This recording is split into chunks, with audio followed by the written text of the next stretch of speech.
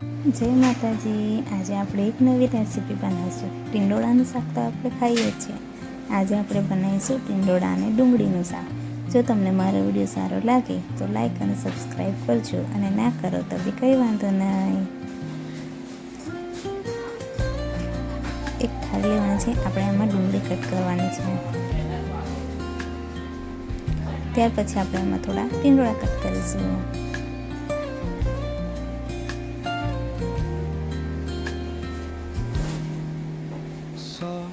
Strums of the warm acoustic guitar blend with the gentle ટીંડોળા બી કટ કરી થઈ ગયા છે। હવે આપણે એક કઢાઈ લઈશું, તેમાં તેલ ગરમ કરવા માટે મૂકી દઈશું। તેલ ગરમ થઈ ગયું છે। હવે આપણે એમાં થોડી રાઈ નાખી દેવાની છે। ત્યાં સુધીમાં આપણે મસાલો ભેગો કરી દઈએ।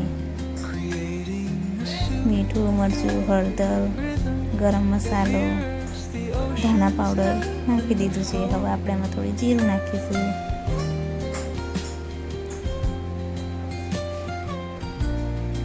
જીરું બી સરસ મજાનું લાલ થઈ ગયું છે। હવે આપણે એમાં થોડું લસણ નાખીશું।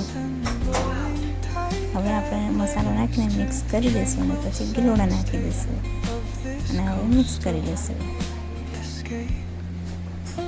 હવે એને થોડી વાર માટે આપણે ઢાંકી દેવાનું છે। થોડી વાર જો સરસ મજાના ગિલોડા થવાયા છે। આપણે થોડી વાર એને ફરી ઢાંકી દેવાનું છે। જોઈ શકો છો, આપણી શાક ગિલોડા અને ડુંગળીની તૈયાર છે। touch paradise where stress dissolves like foot